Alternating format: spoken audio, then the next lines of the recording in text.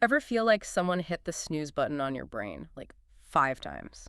When you're the one who's supposed to be waking up. Oh, tell me about it. That morning fog, Ugh. right? It's like a whole thing. Seriously. So today we are going to dive deep into something that might sound a little, I don't know, new agey, but it can actually be a crazy, powerful tool for taking charge of your day, right from the moment your alarm goes off. We're talking like meditation or something. You got it. Okay. Morning meditation. Okay, see, now I'm interested. Hmm. Because I think a lot of people hear meditation and they picture like monks on a mountaintop.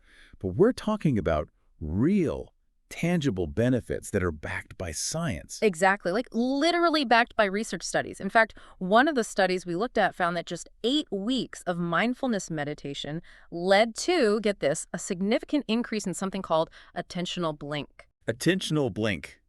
It's kind of a funny name, but it's a real thing. Basically, it's that tiny little gap in our perception where, we totally miss something because our brain's still busy processing the last thing we were paying attention to. So it's like our brain's own little buffering delay. Exactly. A brain buffering delay. And the study found that meditation can help, like, shorten that delay, which basically means we become more alert, more present, less spacey throughout the day. Which, let's be real, who couldn't use a little more of that? Right. And that's just one of the benefits we're going to unpack today. Okay, but before we get too far ahead of ourselves, let's talk about what we actually mean by meditation, because I think there are a lot of misconceptions floating around out there. Yeah, for sure. And there are a lot of different ways to meditate.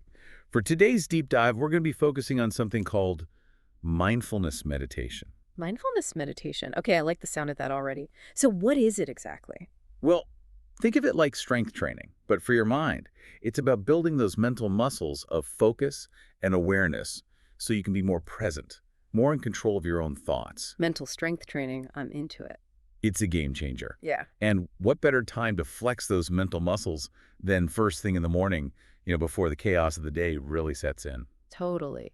And speaking of those benefits, let's talk about some of the incredible things that even just a few minutes of morning meditation can do for you. And seriously, even I was surprised by some of this stuff. It's pretty remarkable what consistent practice can do. So where do we even start? Well, I think it's important to address something that a lot of people worry about when they hear meditation, especially when it comes to, fitting it into a busy schedule. A lot of people assume that meditation requires like hours of dedicated practice. Like you got to be a monk living in total seclusion to get any real benefits. Yeah, you're telling me I can barely find time to brush my teeth in the morning. Right. But here's the good news.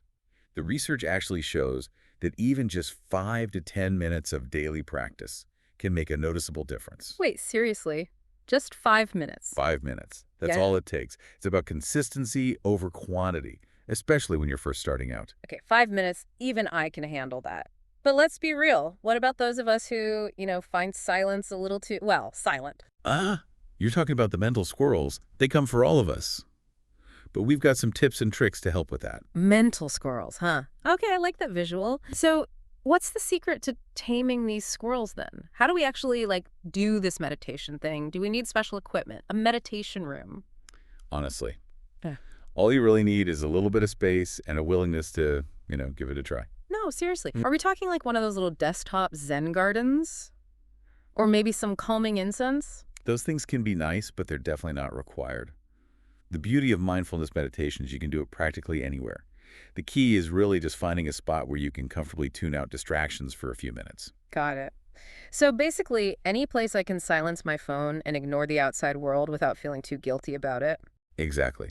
Could be a quiet corner of your house, a park bench, if it's a nice day. I mean, you could even meditate in your car, before you head to work or whatever. The important thing is just creating that little space, that little pocket of peace where you can really connect with yourself. A pocket of peace. I like it. Okay, but let's say you found your quiet space. You're ready to embrace the silence, but then those mental squirrels come out in full force. Any tips for beginners like me who might find even 5 minutes of quiet time a little intimidating? Oh, absolutely. Guided meditations can be super helpful, especially when you're first starting out. It's like having a personal trainer, but for your mind. Ooh, a personal trainer for my brain. I could definitely use one of those. So how do these guided meditations work? Is it like someone talking you through it? Yeah, pretty much. Yeah. Often they'll use calming music or nature sounds, things like that, which can be incredibly soothing. Okay, I'm picturing like a babbling brook, maybe some birds chirping. Yeah, that sounds pretty relaxing. Where do I sign up? The best part is you don't have to sign up for anything. Well, I mean, unless you want to. There are tons of amazing apps and online resources these days. They offer guided meditations for like everything. Stress reduction, better sleep, even, meditation specifically for focus and productivity. So you're saying there's literally a guided meditation for every mood, every goal. Wow, okay, you're making this whole meditation thing seem surprisingly approachable, even enjoyable. But I have to ask, for the skeptics out there, are we just talking about like a placebo effect? Or is there actual science backing up all these benefits? Oh no, this is legit science-backed stuff. Mindfulness meditation, Yeah. specifically, has been studied like crazy. We're talking measurable changes in, get this, brain structure and function. Whoa, wait, hold up. Brain changes, as in like rewiring the old gray matter. That's exactly what we're talking about. Studies have shown that meditation can actually increase the density of gray matter in areas of the brain that are associated with focus, memory, emotional regulation, all that good stuff. Wow, okay, I'm sold. That's amazing. But even with all these incredible benefits, and let's face it, who couldn't use a little more focus, a little less stress? I think the biggest hurdle for a lot of us is just like the logistics of it all. Like, how do we actually make medication a regular part of our lives, especially when most of us are already feeling like completely fried by 8 a.m.? It's true. We live in a very, very stimulated world. Our brains are constantly bombarded with information and demands.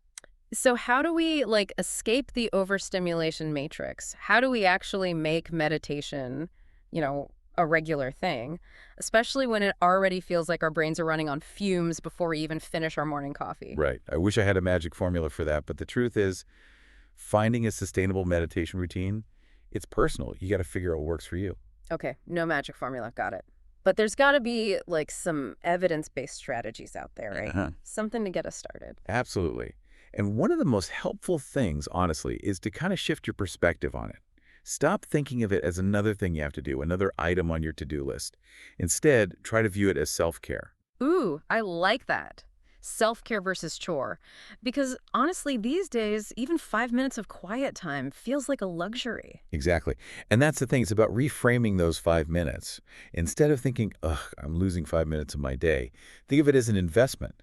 An investment in, well, you. Like they say, you can't pour from an empty cup. Exactly. And sometimes filling your cup means taking a few minutes to just be present with yourself, to just breathe. So it's not about becoming some kind of meditation guru overnight. It's more about like baby steps. Exactly. Small, consistent steps toward building a more mindful relationship with yourself and your day, and being kind to yourself throughout the process. There will be mornings when even those 5 minutes feel impossible, days when those mental squirrels are extra squirrely, no matter what you do.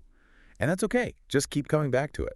This has been so eye-opening. I feel like we've not just like scratched the surface of morning meditation, but really gotten into the nitty-gritty of it, the why, the how, all of it. And the most exciting part is, this is really just the beginning. Mindfulness is a journey, Hmm. a lifelong journey. And every moment is a new opportunity to approach things with a little more presence, a little more awareness. I love that. So it's not about being perfect. It's about embracing, the messiness of being human. Perfectly said. And as you start to think about how you might bring a little mindfulness into your own morning, here's something to consider. Think about what you typically give your attention to first thing in the morning. Mm.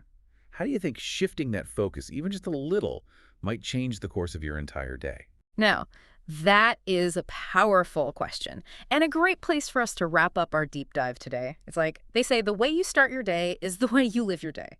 So why not start it with a little intention, a little peace, and maybe even a few less mental squirrels? I'll second that. This has been incredible. I don't know about you, but I'm feeling a little more zen already. It's been a pleasure. And remember, the journey of 1,000 mindful moments, it all starts with a single intentional breath.